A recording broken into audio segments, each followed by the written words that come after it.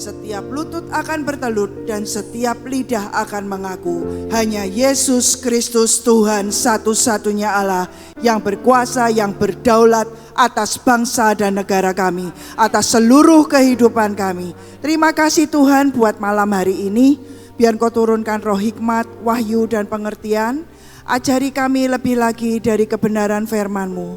Tuhan, buat hidup kami terus makin diubahkan. Dan kuasa dari firman-Mu terus bekerja hari demi lepas hari Tuhan. Mengubah kehidupan kami dari dalam keluar.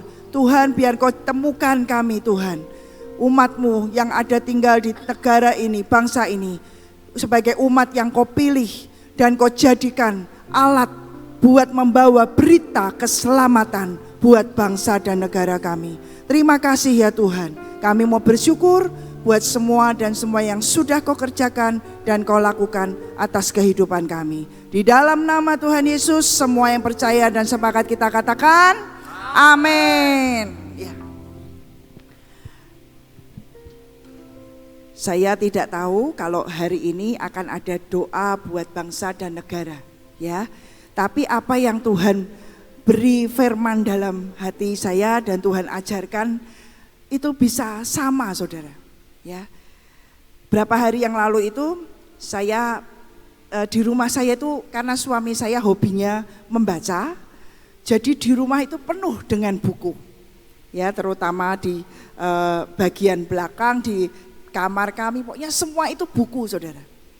Ketika saya lihat itu buku begitu banyak, Roh Kudus berkata, semua buku, ratusan buku yang ada di ini cuman rumah saya ya, bukan perpustakaan loh saudara ya, tapi karena hobi jadi banyak saudara. Setiap kali pergi kalau ada kesempatan ke toko buku itu pasti akan didatangi saudara ya.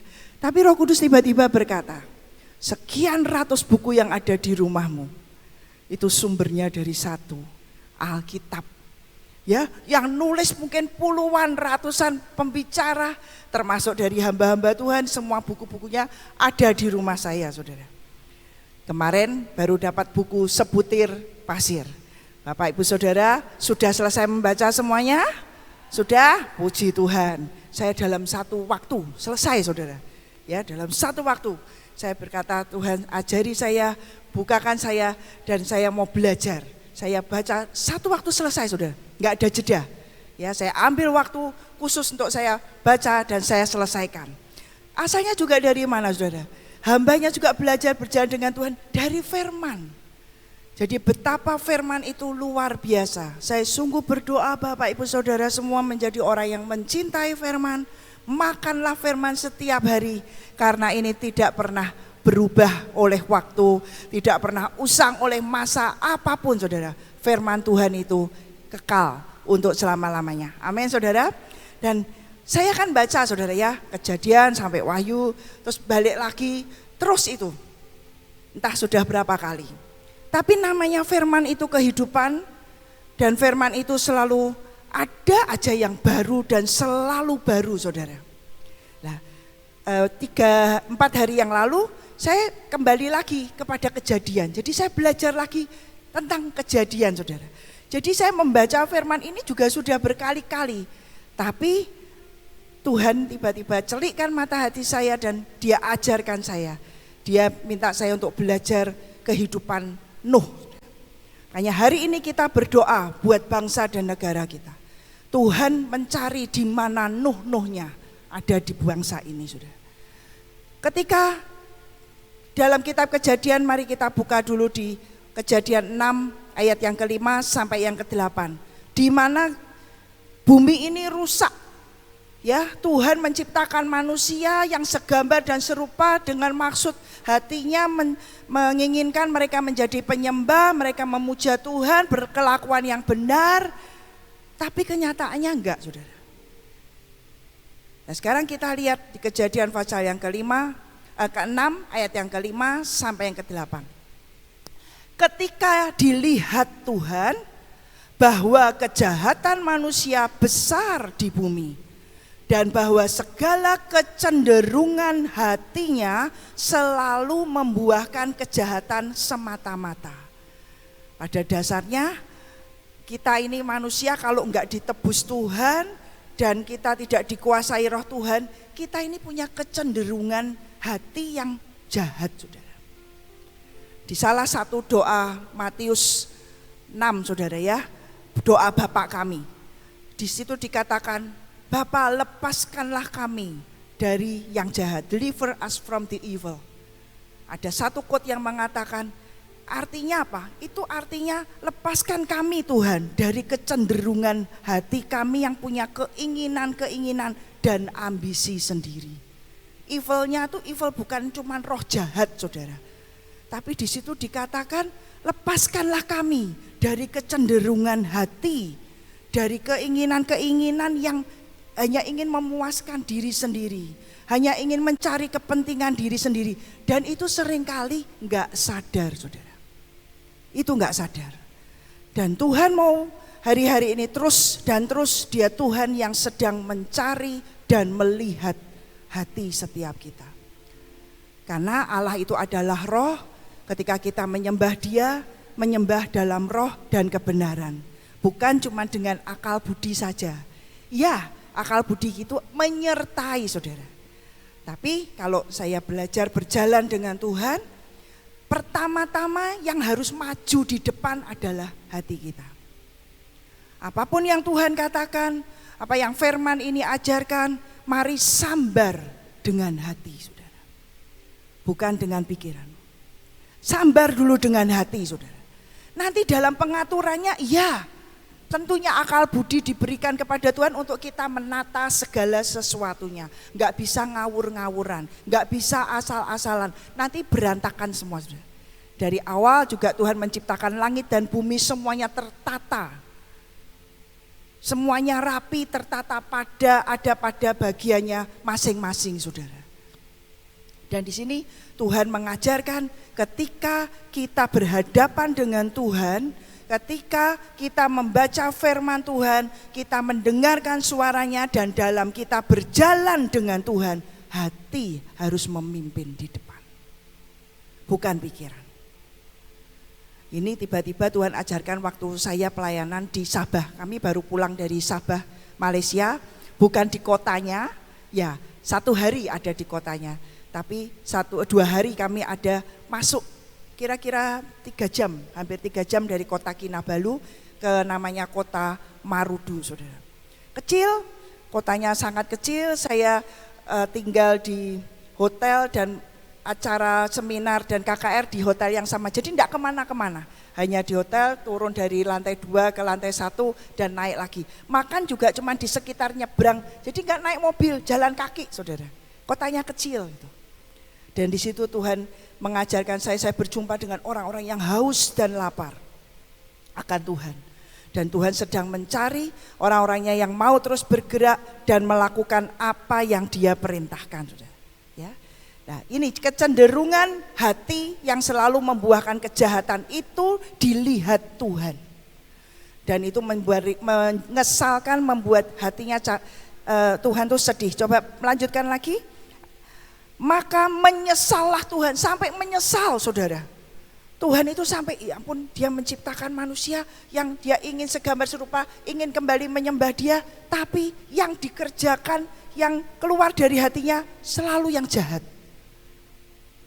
Selalu yang jahat. Dan Alkitab berkata itu maka menyesallah Tuhan bahwa Ia telah menjadikan manusia di bumi. Dan hal itu memilukan hatinya, jadi mendukakan hati Tuhan. Kecenderungan hati kita bisa sangat mudah mengesalkan dan mendukakan hatinya. Semakin saya belajar berjalan, tidak mudah memang, saudara, tidak mudah. Tapi bersama dengan Tuhan, anugerahnya akan memampukan kalau kita mau terus-menerus dididik hati ini. Kalau kita terus mau minta Roh Kudus, terus ajari aku, didik hatiku. Dia akan bekerja dalam kehidupan kita, saudara. Dia akan mendidik hati kita. Lewat apa? Lewat semua proses kehidupan. Jadi setiap proses yang terjadi, setiap persoalan, setiap tantangan, apapun yang terjadi atas kehidupan kita, Tuhan punya satu tujuan, mendidik hati. Ya, Dia mau mendidik hati kita. Dia mau supaya kecenderungan hati kita ini hati yang menyembah Tuhan dalam segala ketulusan dan kemurnian, dalam segala cinta yang murni hanya kepada Tuhan. Itu tujuannya. Ya, kita lanjutkan lagi. Maka berfirmanlah Tuhan, aku akan menghapuskan manusia yang telah kuciptakan dari muka bumi. Waktu saya membaca ini ya saudara, saya itu bisa merasakan betapa keselnya hati Tuhan. Marahnya itu sudah luar biasa. Kita tahu Dia Bapa yang baik, Dia Bapa yang kasih. Ya, Dia Bapa yang panjang sabar. Ya, betul. Tapi ketika saya baca ini ternyata kesel juga ya. Dan hari itu Dia berkata, aku akan menghapuskan, aku akan nyingkirkan semua manusia yang sudah kuciptakan. Karena yang dikerjakan, yang dilakukan, kecenderungan di hatinya itu jahat semuanya.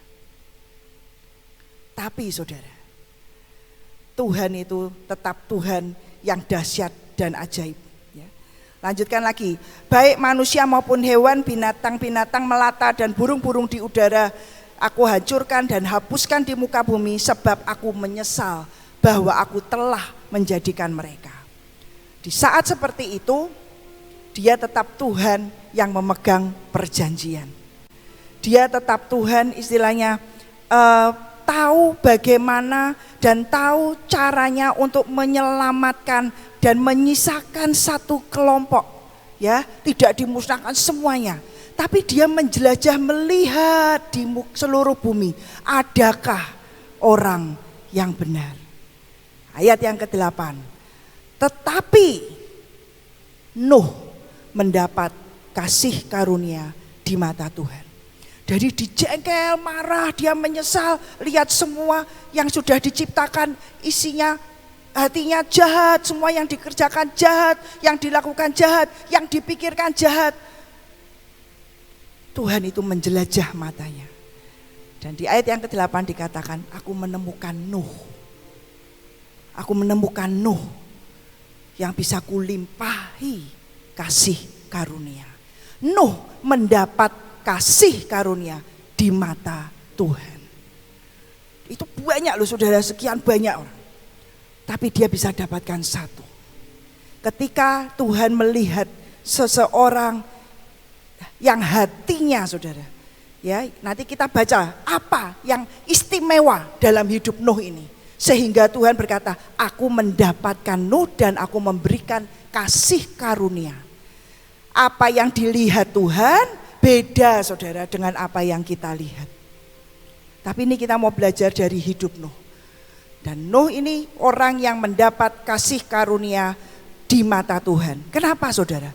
Dalam terjemahan The Message ya, Tuhan berkata dari semuanya ini, wow, ada yang berbeda. Noah was different. Ada yang berbeda ini satu. Di antara semua yang jahat ada satu yang beda. Dan Tuhan ketika lihat Nuh, dia apa? Dia suka. God like what he saw in Noah. Tuhan itu suka, matanya berbinar-binar ketika semuanya itu mengesalkan hatinya saudara. Tapi ketika dia menemukan satu saja, membuat hatinya suka. Dan di situ dia Tuhan yang tidak tahan saudara. Dia akan limpahkan kasih karunia, kemurahan, anugerah saudara. Mau dimusnahkan, tapi dia sayang sama Nuh. Sayang sama Nuh saudara. Dan lewat satu orang, Nuh, dia menyelamatkan seluruh keluarganya. Dan dia terus membawa semua istilahnya menyelamatkan binatang-binatang supaya nanti ada kelanjutannya di muka bumi ini. Dibawanya masuk ke bahtera jantan dan betina. Apa yang different? Apa yang berbeda? Apa yang membuat Tuhan suka ketika dia lihat Nuh? Di antara semua manusia yang jahat itu, yang kecenderungan hatinya melakukan yang jahat, yang kecenderungan hatinya mendukakan hati Tuhan. Dan ini yang Tuhan mau cari. Hari-hari ini saudara, dia sedang mencari. Dia terus mencari dan dia mau mendidik nih hati yang mau untuk dia didik, untuk jadi seperti yang dia mau.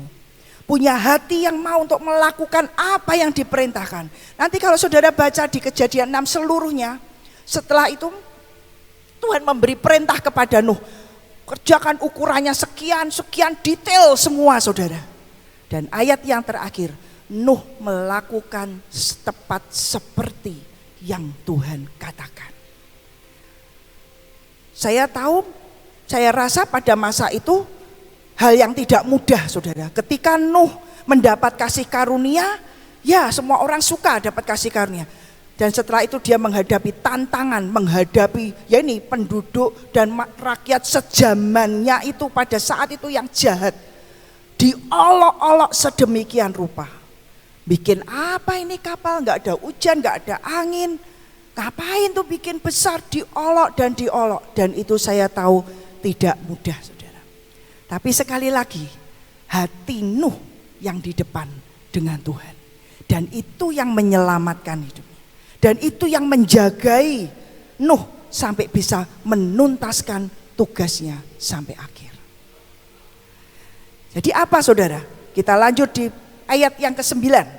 Apa yang different, apa yang berbeda yang membuat Nuh mendapat kasih karunia dan dibedakan dari semua orang sejamannya saudara. Dalam satu masa dia yang berbeda. Ayat yang ke-9 dikatakan apa? Dimulai dengan kata inilah riwayat Nuh. Jadi Nuh punya reputasi, Nuh punya kehidupan. Riwayat itu sesuatu di masa lampau yang terus menerus sampai hari di mana Tuhan menemukan Nuh. Alkitab berkata Nuh adalah seorang yang benar dan tidak bercela di antara orang-orang sejamannya. Saya rasa tidak mudah saudara. Menjadi berbeda, mengikuti yang Tuhan mau, tidak hidup seperti kebanyakan orang, tapi dia hidup benar dan tidak bercela di antara orang-orang sejamannya. Sejaman itu semua kecenderungan hatinya jahat sampai membuat Tuhan menyesal, sampai dia mau memusnahkan semua manusia dan hewan di muka bumi saudara. Itu istilah bahasa Inggris, bahasa Perancisnya tidak sampai kebangetan saudara ya. Tuhan kita itu, saya dari saat Tuhan ajarkan ini tuh ya bisa merasakan betapa istilahnya menyesal dan kecewanya dia. Orang yang manusia yang kuciptakan untuk menyembah aku segala macam, tapi yang dilakukan semua jahat. Dan itu memilukan hati Tuhan. Tapi di atas semuanya dia temukan satu orang yang menyukakan, yang menyingkirkan. Saudara tahu kalau yang sudah menyukakan Tuhan ya saudara ya, itu seakan-akan, tapi dia tetap menjalankan apa yang dia rencanakan untuk memusnahkan saudara. Tapi dia tidak memusnahkan Nuh dan keluarganya. Dia pilih Nuh dan keluarganya dan diselamatkan. Karena Nuh dilihat benar dan tidak bercela di antara orang-orang sejamannya. Coba maju dulu di ayat yang pasal yang ke-7, ayat yang pertama. Maju dulu saudara, Kejadian pasal yang ke-7 ayat yang pertama. Lalu berfirmanlah Tuhan kepada Nuh, masuklah ke dalam bahtera itu, engkau dan seisi rumahmu, sebab engkaulah yang kulihat benar di hadapanku di antara orang zaman ini. Jadi Tuhan punya alasan ketika dia memilih dan menyelamatkan Nuh. Ketika dia pilih, dia temukan dalam hati Nuh, hati yang berbeda dengan orang sejamannya hari itu. Dia selamatkan dan dia bilang, Alkitab berkata, kulihat benar di hadapanku. Bukan apa yang kita pikir kita benar, tapi yang dilihat Tuhan benar. Ini penting sekali saudara. Dan ini berbeda saudara. Yang harus terus hati kita kejar apa kata Tuhan, bagaimana Tuhan suka atau tidak dengan yang kita kerjakan, apakah kita sudah melakukan dengan tepat yang Dia mau. Ini yang terus harus kita kejar. Ini yang terus Tuhan cari, hati yang mau terus melekat dan diajar dengan Dia. Dan kembali lagi, ketika Nuh menjadi orang yang berbeda karena dia orang benar dan tidak bercela. Karena apa? Karena dia orang yang berjalan dengan Tuhan. He walked with God. Noah walked with God. Dia jalan dengan Tuhan. Dan ini berbeda, saudara. Kembali lagi ya ke Kejadian pasal yang ke-6 ayat yang ke-9. Noah itu hidup, kalau dalam bahasa Indonesia, bergaul dengan Allah. Tapi dalam bahasa Inggrisnya dikatakan Noah was different, dia berbeda, dan Tuhan suka ketika dia lihat Nuh karena Nuh berjalan dengan Tuhan. Nah ini saudara, jalan dengan Tuhan, yang satu dengan yang satu ternyata itu berbeda. Karena apakah kita sungguh-sungguh mau diajak jalan dengan dia? Ketika melewati padang rumput hijau, wah semua bersuka cita, ya engkau Tuhan gembalaku, ya. Tapi ketika dibawa ke lembah bayang-bayang maut, ketika kita melewati kegelapan yang curam, lubang yang dalam, apakah kita tetap mau berkata, engkau Tuhan gembalaku?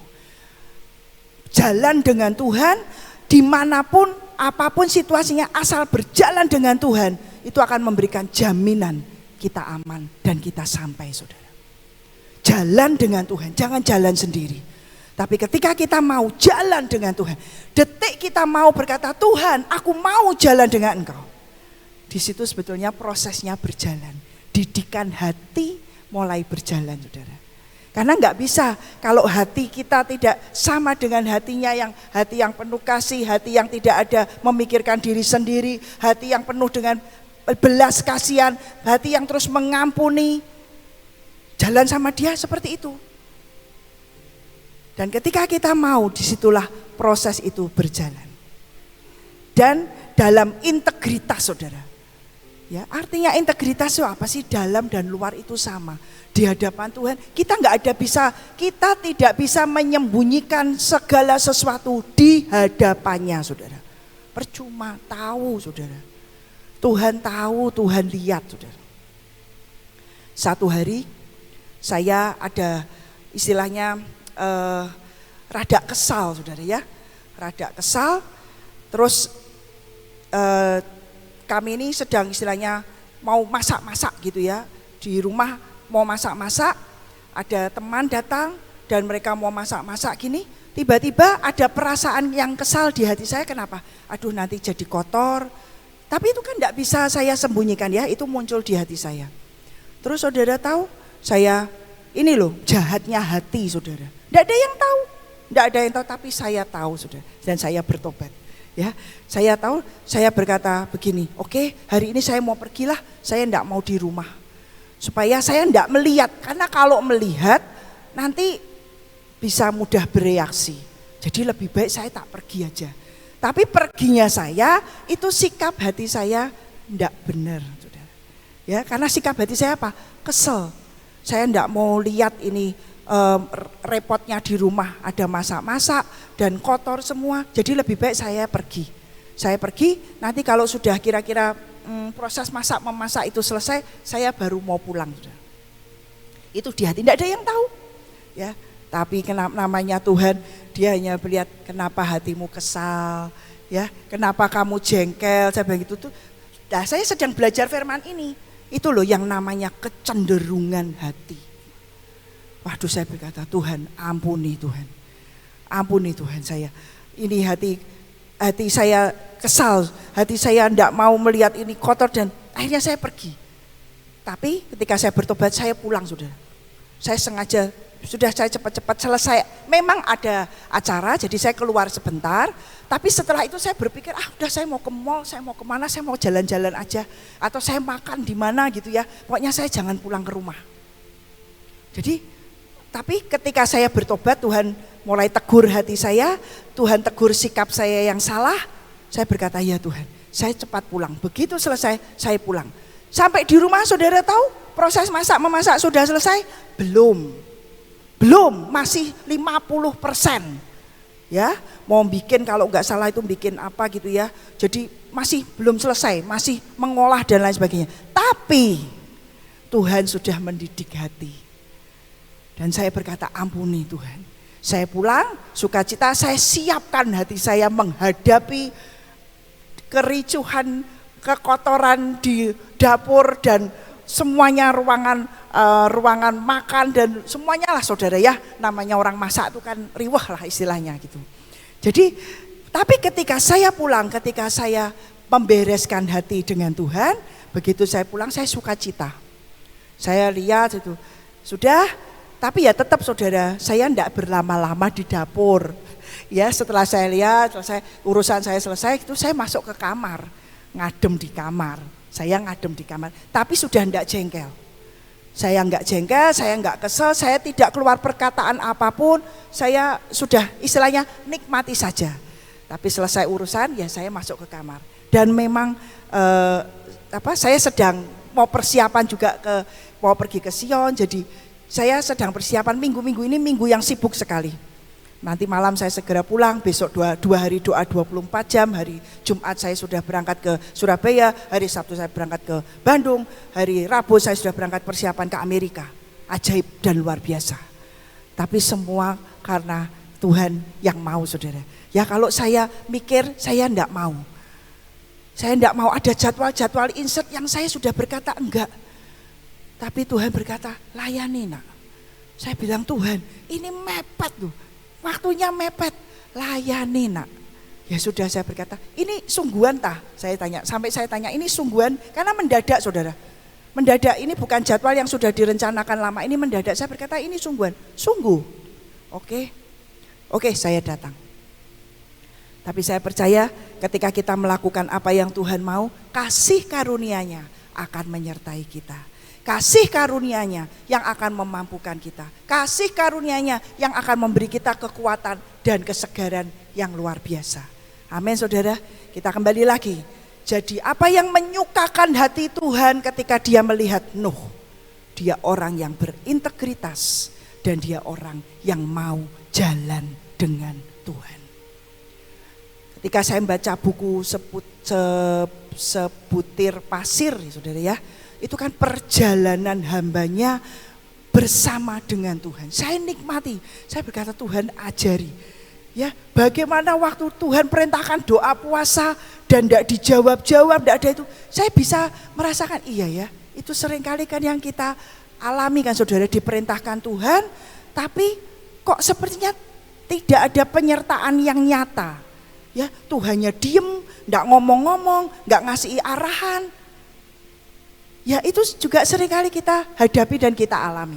Betul saudara? Tapi ketika kita mau jalan dengan Tuhan, nanti tetap Tuhan yang akan memberikan kasih karunia-Nya. Yang penting hati kita ini hati yang mau untuk dididik, hati yang mau untuk diajar, dan hati yang mau untuk belajar. Dan kata belajar, kata pendidikan tidak akan ada selesainya sampai nanti kita dijemput Tuhan. Tidak ada faktor usia, semakin ini selesai, enggak, terus. Saya percaya hambanya Bu Nani juga terus masih belajar dan masih terus jalan sama Tuhan. Dan kita saudara harus belajar terus mengikuti. Dikasih contoh teladan di depan tuh enak, sudah ada jejak yang hambanya ini buat saudara. Waktu begitu Pak Petrus Agung selesai tugas saudara, hal pertama yang Roh Kudus langsung berkata, kamu ikuti jejak hidupnya. Ikuti saja. Jadi saya mengikuti kalau menghadapi ini apa reaksinya, bagaimana belajar, terus bagaimana apa kata firman, ikuti step by step dari jejak kakinya ketika dia hambanya jalan dengan Tuhan. Saudara. Dan ada satu kesaksian, waktu saya di Sabah, saudara. Saya di Sabah, ada satu orang bapak, dia berkata, saya tidak pernah bertemu langsung dengan hambanya. Jadi semasa hidup Pak Petrus Agung, dia tidak pernah berjumpa, saudara. Tidak pernah berjumpa, tapi dia pernah satu kali hadir, waktu itu mungkin ada acara, saya tidak tahu entah Heaven Bearer atau apa, pokoknya ada acara bahtera di Semarang, dan hamba Tuhan ini datang, ikut ke Semarang. Saat itu dibagi keluar di pintu-pintu yang didoakan dan diurapi oleh Junior, oleh Elisa, ya dibagikan. Dan hamba Tuhan ini dia keluar di pintunya Hadasah. Hadasah ditanya juga enggak ingat, orang itu ribuan orang ya. Tapi si bapak ini yang mengalami pengalaman dengan Tuhan pada saat itu di kota Semarang, kira-kira 9-8 tahun yang lalu, enggak pernah lupa saudara. Karena hari itu mengubah hidupnya sampai hari ini. Dan saat itu dia bersaksi ketika dia melewati pintunya, lewat pintunya Hadasah. Terus dalam hati dia itu berkata, Tuhan kirim hambamu ini ke Sabah, datang ke kota. Waktu itu dia tinggal di kota Kinabalu, belum disuruh Tuhan yang hari ini dia pindah di kota Marudu. Kirim hambamu ke Malaysia, ke Sabah gitu ya. Tapi dia cuma ngomong sendiri. Makanya ketika tiba-tiba Februari akhir tahun Tuhan hambanya dapat dan kita juga dapat untuk kita keliling lagi, masuk ke desa-desa, ke pulau-pulau, ke bangsa-bangsa, dan semua kita pergi saudara. Ajaib, sangat ajaib. Sambar dulu dengan hati, nanti bagaimana tidak tahu saudara, tapi secara hati kita sambar dulu. Secara kemampuan kalau mikir, ya mikir saudara, ini biayanya berapa, mahalnya berapa. Dan setiap kali kita sudah mengikuti jejak langkah hambanya, kalau Tuhan perintahkan, tidak selalu uangnya di depan saudara. Tapi ikuti dulu, jalan dengan Tuhan. Nanti penyediaannya akan datang tepat pada waktunya. Dan dia sudah sekian waktu Tuhan berkata, oke, kita pergi pulau demi pulau. Sudah ke Kalimantan, ke Sulawesi, ke Sumatera, saudara sudah ke Bangkok, ke Thailand. Dan 1 hari sebelum gempa, saya tahu itu pasti Tuhan. Kemarin saudara kita ke Sabah, ini menjelang mereka pemilu. Saya sampai berkata Tuhan itu selalu tepat waktu. Dia punya waktu yang sangat sempurna. Kami gak ngerti saudara. Tapi kami hanya menyambar dengan hati, terus mulai ditata. Nah di sini saudara, setelah hati di depan, kita tata, kita atur. Bagaimana jadwal, terus sambil apa? Berdoa saudara. Saya tuh kalau mengerjakan natas gitu sambil terus ngomong Tuhan yang mana, kapan, bulan apa, saya tanya saudara. Karena nggak tahu, mesti bagaimana itu saya itu juga nggak tahu. Saudara. Kalau orang berkata, wah kamu ngaturnya bisa tek itu, bukan saya tahu saya nggak bisa. Saya nggak punya background sekretaris, saya nggak punya background memanage, nggak punya saudara. Tapi dari pelajaran kehidupan, dari pengalaman demi pengalaman, tantangan demi tantangan, itulah yang mendidik hati dan mengajari saya saudara. Ya diseret-seret, saya nyeret badan saudara, saya nyeret semua kemampuan yang lebih pintar, yang lebih baik, bisa banyak. Tapi kenapa Tuhan pilih? Ya enggak tahu, tapi itu kasih karunia. Ada orang selalu bertanya begitu, kenapa kamu enggak tahu? Tapi yang saya tahu, kasih karunia Tuhan. Dan itu yang terus saya minta. Jagai hati, jagai hati ini untuk terus tetap didapati setia, didapati berintegritas, didapati hati yang terus mau diajak jalan, saudara.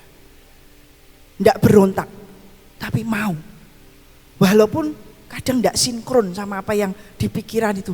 Sampai terakhir, Cik kayaknya harus ngerem sedikit. Oh kebablasan ya, saya sampai kebablasan, ngerem sedikit sih. Udah ini coba ngerem sedikit. Oke, siap.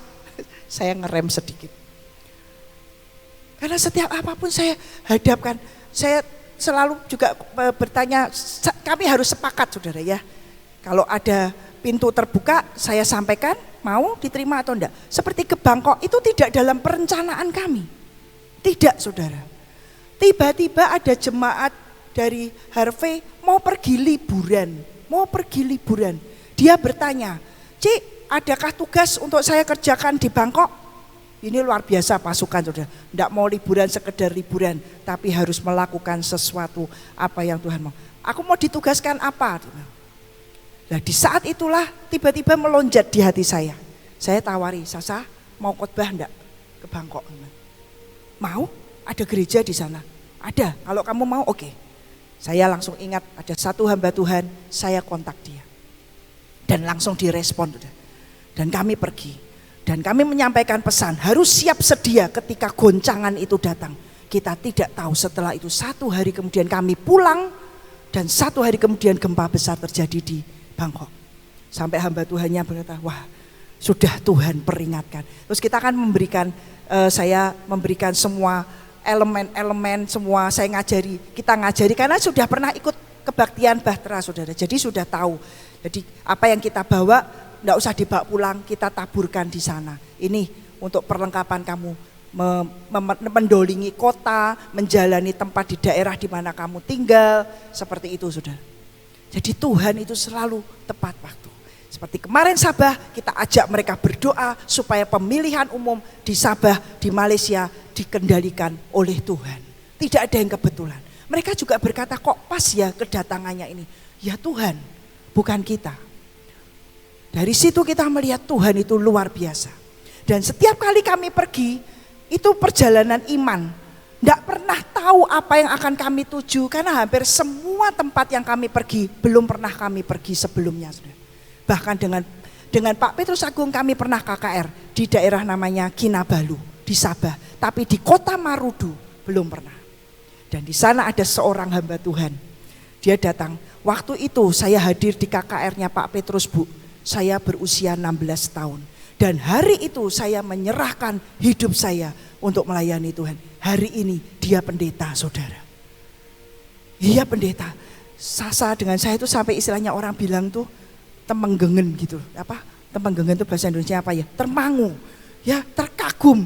Luar biasa ya. Dan di situ saya berkata, ini loh warisan Papa. Istilahnya. Beliau sudah berpulang, tapi firman-Nya terus dia berkata, saya tiap malam Ibu mendengarkan YouTube, saya cari pemberitaan firman YouTube dari hambanya Petrus Agung. Tiap malam menemani saya Bu. Kami sampai diam gitu. Kita ajak anak-anaknya enggak tiap hari, enggak tiap malam saudara. Ini tiap malam. Dan di situ saya melihat kuasa firman. Bapaknya sudah selesai tugas. Tapi apa yang disampaikan perjalanannya dengan Tuhan itu tetap masih hidup sampai hari ini. Pengalaman jalan dengan Tuhan itu akan memberi dampak yang kita tidak pernah tahu saudara. Bahkan ketika kita sudah selesaikan tugasnya, dampaknya masih sampai hari ini. Dan di situ Tuhan berkata, kamu jalan dengan aku, hati harus di depan, bukan pikiran. Hatimu harus yang di depan bersama dengan aku. Itu sebabnya dia Tuhan yang terus mencari dan terus melihat hati yang mau diajak jalan dengan dia. Amin saudara. Dengan semua waktu yang terus berjalan dengan kondisi bangsa dan negara ini, kita terus berdoa dan kita bersepakat dan kita percaya deklarasi kita, doa kita tidak pernah ada yang sia-sia. Tuhan akan melakukan suatu perkara yang besar atas bangsa kita. Tapi dia juga mencari Nuh-Nuhnya di bangsa ini. Orang-orang umatnya, pasukannya yang berintegritas. Yang mau diajak jalan dengan dia. Yang mau melakukan apapun yang Tuhan itu perintahkan saudara. Itu juga yang membuat Tuhan itu suka. Coba lihat dulu di 2 Petrus pasal yang kedua ayat yang ke-5b. 2 Petrus pasal yang kedua ayat yang ke-5b. 2 Petrus pasal yang kedua ayat yang ke-5b. Apa yang membuat Tuhan juga suka dengan Nuh saudara? Bagian ya kita baca dari ayat yang ke-5 ya. Dan jikalau Allah tidak menyayangkan dunia purba, tetapi hanya menyelamatkan Nuh. Yang dikatakan Nuh ini sebagai apa? Pemberita kebenaran. Ini loh saudara yang membuat Tuhan juga suka. Karena apa? Nuh adalah pemberita kebenaran. Di zaman yang rusak seperti itu, dia orang satu-satunya yang terus memberitakan kebenaran. Dan dengan 7 orang yang lain, dan pemberita kebenaran dengan 7 orang yang lain itu ia mendatangkan air bah dan atas dunia orang fasik. Jadi kita coba lihat di terjemahan bahasa Indonesia masa kini ada yang berbeda. Hanya Nuh dan 7 orang lainnya yang diselamatkan Tuhan. Karena apa saudara? Karena Nuh memberitakan berita mengenai hidup yang berkenan di hati Allah. Ini saudara, saya sampai gini, Tuhan itu kalau sudah ngajari firman akan menjelaskan firman, ya. Kalau sudah belajar firman saudara, itu sudah waktu, sudah tiba-tiba sudah jam 2 pagi, saya enggak, istilahnya orang bilang apa? Enggak kroso saudara. Nikmat sudah. Ya. Ada kenikmatan dalam firman ini saudara. Memberi kekuatan, memberi kesegaran dan ngajar sampai saya berkata, ternyata Nuh ini menyiarkan, memberitakan berita kebenaran yang bagaimana? Terus memberitakan untuk apa? Yang menyenangkan hati Tuhan. Yang hidup, memberitakan hidup yang berkenan, ngajari bagaimana hidup berkenan di hati Tuhan. Di zaman yang rusak loh saudara. Tidak mudah menjadi berbeda. Tapi Tuhan melihat Nuh. Dan semua yang berbeda itu akan menarik pandangan Tuhan menoleh kepada kita. Adakah yang berbeda dalam hidup kita yang bisa Tuhan lihat untuk dia toleh gitu saudara. Dilihat Tuhan benar karena dia melakukan, dia memberitakan kebenaran, dia memberitakan bagaimana, mengajarkan bagaimana hidup yang berkenan di hati Allah pada zamannya, zaman yang rusak waktu itu. Dan dia konsisten karena disebut apa? Integritas. Dia berintegritas. Dan itu tantangan yang tidak mudah. Tapi kita sudah belajar endingnya saudara ya. Sudah lihat ending lah, enaknya Alkitab itu saudara, kisah demi kisah itu kita belajar, prosesnya kita belajar, tapi kita sudah tahu endingnya. Endingnya apa? Dalam jaminan Tuhan. Tuhan membuat perjanjian yang baru kepada Nuh dan keturunannya. Tuhan loh saudara, membuat perjanjian. Dia mengikat perjanjian yang baru. Bahwa dia tidak akan memusnahkan bumi ini lagi. Sekalipun yang ditimbulkan hatinya jahat. Bayangkan saudara, satu orang Nuh membuat pembaharuan. Membuat perubahan. Membuat sesuatu, hati Tuhan dilunakkan sampai Tuhan juga apa? Menyesal apa? Dulu menyesal menciptakan, sekarang menyesal memusnahkan. Saudara. Karena Nuh. Karena hati Nuh ini. Hati yang terus mencari dan terus berjalan dengan Tuhannya. Amin saudara. Biar kita ini didapati Tuhan, hati kita ini, hati juga yang mau untuk diajar dan terus dididik di hadapannya. Sekarang kita lihat di Amsal ayat yang terakhir sebelum kita tutup. Amsal pasal yang ke-16 ayat yang kedua. Alkitab berkata, segala jalan orang adalah bersih menurut pandangannya sendiri. Tetapi Tuhanlah yang menguji hati. Segala jalan orang adalah bersih menurut pandangannya sendiri. Hati-hati dengan pandangan diri sendiri. Bandingkan dengan pasal yang ke-21 ayat yang kedua. Setiap jalan orang adalah lurus menurut pandangannya sendiri. Tetapi Tuhan yang menguji hati. Kita punya Tuhan yang selalu menguji hati kita. Dan peringatan buat kita untuk apa? Hati-hati dengan apa yang kita pandang sendiri. Hati-hati dengan pandangan diri sendiri. Sepertinya enggak apa-apa. Dan Alkitab berkata hati ini menipu loh saudara. Kecuali kita mau jujur, itulah integritas. Kita terbuka, Tuhan ini loh Tuhan, aku jahat. Hatiku kesel nih loh Tuhan, jahat, punya istilahnya motivasi-motivasi yang enggak benar. Tahu enggak sih saudara? Sometimes kita tahu. Sometimes lah, kalau kita tahu dan kita sadar, nah itu bahaya saudara. Makanya Daud juga berdoa, Tuhan lindungi aku dari semua kecurangan-kecurangan yang tidak aku sadari. Daud sadar, seringkali dia tidak sadar ada kecurangan-kecurangan di dalam hati. Dan biar ini menjadi doa kita saudara. Tuhan jagai hatiku. Tuhan jagai dan lindungi hatiku ini dari semua yang jahat. Tapi beri hati yang merindukan Tuhan, hati yang mau diajak jalan, hati yang mau mengikuti apa yang menjadi kemauan Tuhan. Dan itu akan menghasilkan buah kehidupan dalam hidup kita. Ayat yang terakhir, Kolose pasal yang pertama, ayat yang ke-9 dan yang ke-10.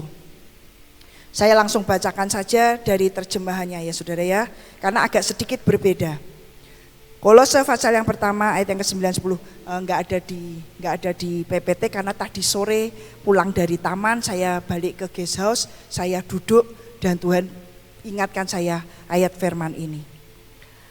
Firman Tuhan di sini berkata, mari kita berdoa minta Roh Allah memberikan kepada kita kebijaksanaan dan pengertian, sehingga kita bisa mengetahui dengan sempurna apa kemauan Tuhan.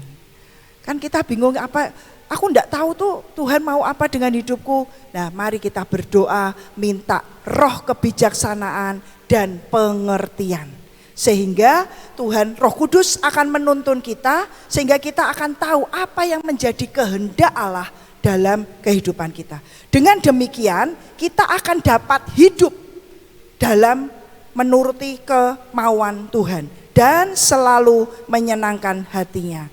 Dan kita akan menghasilkan buah hal-hal yang baik. Amin saudara. Biar ini jadi doa kita malam hari ini. Minta roh kebijaksanaan, minta roh pengertian, supaya kita ini bisa mengetahui dan kita bisa tahu apa yang kehendak Tuhan dalam hidup kita. Dan nanti akan ketika kita mengikuti perjalanan bersama dengan Tuhan, ngikuti yang Tuhan mau, kita cuma ikut tuh saudara. Ikut aja. Dan percayalah semua jalan Tuhan adalah lurus. Ya, semua jalan Tuhan adalah lurus. Jadi kalau kita jalannya lurus bukan karena kita lurus, Yesaya 26, tapi karena Tuhan merintis jalan buat kita, sehingga jalan kita bisa lurus saudara. Jadi cuman mengikuti tapak demi tapak, ikuti saja saudara. Langkah demi langkah, hari demi hari, anugerahnya akan menyertai kita. Kebijaksanaan, pengertian, terus itu biar jadi doa kita tiap hari. Minta Tuhan, beri aku roh hikmat, kebijaksanaan untuk aku mengikuti Engkau. Biar hati ini hati yang menyambar apapun yang Tuhan perintahkan. Saya bersaksi dalam anugerah Tuhan saudara. Waktu dengar hambanya mau pergi ke Uganda, saya tahu di dalam hati saya harus pergi. Tadinya mau pergi berdua saudara. Terus saya berkata, enggak deh, satu aja. Saya pergi. Karena apa? Tiba-tiba saya diingatkan 2013. Ada satu perintah dari hambanya. Ke Afrika waktu itu saya pergi dapat tugas 3 negara. Uganda, Rwanda, dan Burundi. Tapi karena waktu saya bagi tim, saya pergi ke 2 negara, Burundi dan Rwanda. Yang Uganda saya serahkan kepada tim. Jadi saya enggak masuk ke Uganda saudara. Saya hanya transit di Ethiopia bersama-sama, terus mereka pergi ke Uganda, saya berangkat ke Burundi. Dan ketika saya dengar hambanya mau ke Uganda, itu langsung meloncat di hati saudara.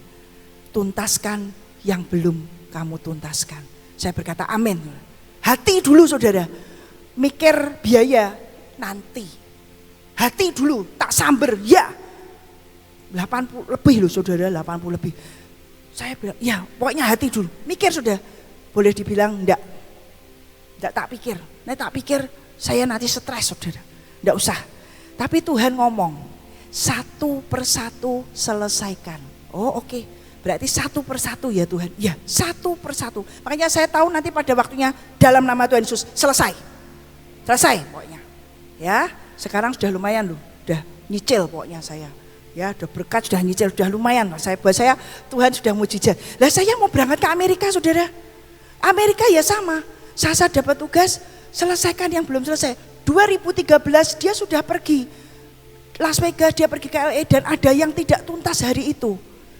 Kenapa ini? Kalau mikir suruh pergi, enggak mau. Enggak mau. Cik kalau suruh pergi Amerika tahun ini, saya enggak mau. Tapi Tuhan bilang selesaikan. Ya sudah, sabar dulu dengan apa? Hati. Pikiran ngitung nanti di belakang. Hati dulu. Ya Tuhan. Nah, langsung step by step. Sudahlah satu persatu, ya satu persatu Ci. Kamu selesai Amerika selesai, CRP masih ada satu tugas lagi nih. Ganda nih saya bilang. Ya, jadi tapi anugerahnya luar biasa. Amerika sudah mulai terbuka, satu demi satu terbuka, dapat anugerah, dapat dipinjemi mobil sekian hampir 12 hari. Itu luar biasa loh saudara. Ya, luar biasa. Makanya satu demi satu, sudah Ci, satu persatu saja. Ya, satu persatu. Kalau enggak puyeng kepalanya. Ya, sudah percaya satu demi satu. Tapi saudara, ikuti apa yang Tuhan mau. Jalan dengan Dia. Anugerahnya akan menyertai kita. Amin. Ayo kita mari bangkit berdiri.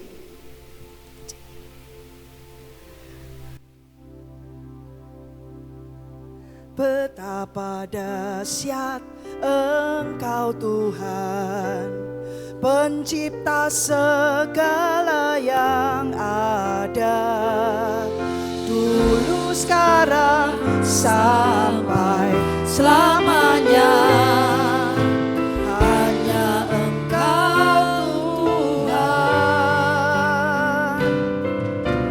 tak terselami pikiranmu, tak terukur panjang setiamu, dulu sekarang sampai selamanya.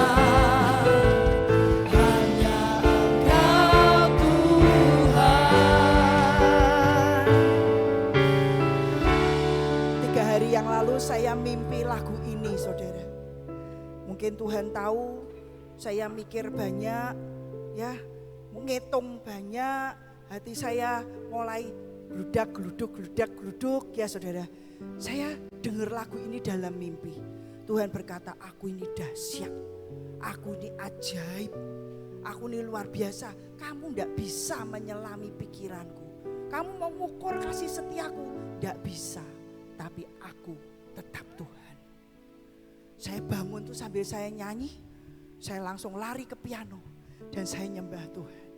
Betapa dahsyat Engkau Tuhan, pencipta segala yang ada, dulu sekarang sampai selamanya. Hanya Engkau Tuhan,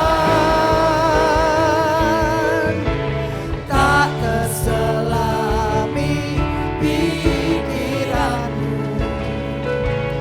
tak terukur panjang setiamu, dulu sekarang sampai selamanya.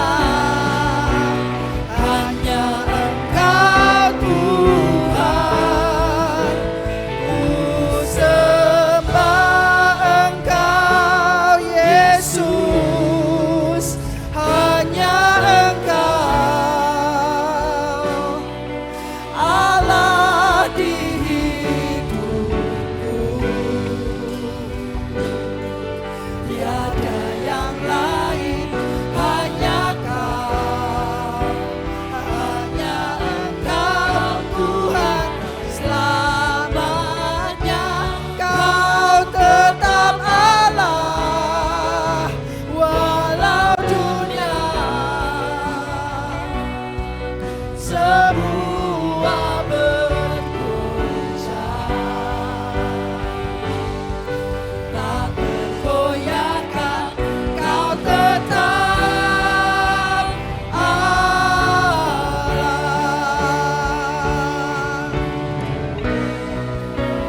Ku sembah Engkau Yesus. Hanya Engkau Tuhan, Allah dalam hidup kami. Tiada yang lain, tiada yang lain, hanya Kau. Hanya Engkau Tuhan selamanya. Kau tetap Allah walau dunia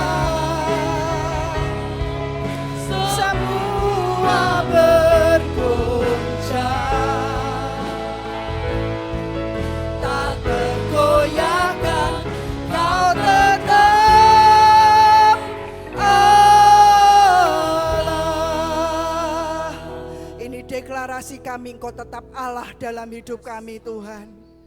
Sekalipun semua yang lain bergoncang, Engkau Tuhan yang tidak pernah tergoncangkan oleh apapun. Kami mau bersyukur, beri hati yang terus makin percaya kepadamu ya Tuhan. Berikan roh hikmat, kebijaksanaan dan pengertian turun dalam hati setiap kami.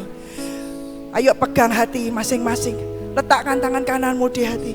Dan mari kita berdoa minta Tuhan beri roh kebijaksanaan, beri roh pengertian, sehingga kami bisa mengerti apa yang Engkau mau dalam hidup kami Tuhan. Dan kami terus mengikuti jalan yang Kau rintis buat kami. Dalam nama Tuhan Yesus, anugerah-Mu yang mampukan semua kami Tuhan. Mampukan kami ya Tuhan. Jamin kami Tuhan untuk terus jalan tepat seperti yang Engkau mau kami ini berjalan Tuhan. Dalam nama Tuhan Yesus, apapun yang kami kerjakan, apapun yang kami lakukan, jamin kami dalam ketepatan Tuhan. Jamin kami, hati yang melekat kepadamu. Biar semua yang kami kerjakan Tuhan bukan keluar dan lahir dari hati dan ambisi kami, tapi biar lahir dari Allah. Dan hati kami, hati yang menyambar semua hati-Mu Tuhan. Dalam nama Tuhan Yesus. Terima kasih Tuhan. Terima kasih buat malam hari ini. Terima kasih buat firman-Mu. Biar Engkau mendapati hati Tuhan yang berintegritas, hati yang mau jalan, hidup yang terus bergaul dengan Tuhan. Dan biar Kau pakai kami jadi alat-Mu, membawa pembaharuan, memberitakan terus kebenaran, dan bagaimana hidup yang berkenan di hadapan Tuhan. Terima kasih Tuhan, kami mau bersyukur. Kami mau bersyukur Engkau yang mengajari kami untuk tidak hidup hanya memikirkan kepentingan dan pergumulan diri kami sendiri, tapi ajari kami memikirkan kepentingan Tuhan di atas semuanya. Terima kasih Tuhan. Terima kasih. Engkau begitu dahsyat, Engkau begitu ajaib. Sungguh tidak terselami jalan-jalan-Mu dalam pikiran kami. Tapi beri hati kami, hati yang mau menyambar, hati yang mau terus mengikuti apa yang Engkau mau untuk kami kerjakan ya Tuhan. Terima kasih Tuhan. Dan kami mau bersyukur, dan kami mau menyembah-Mu.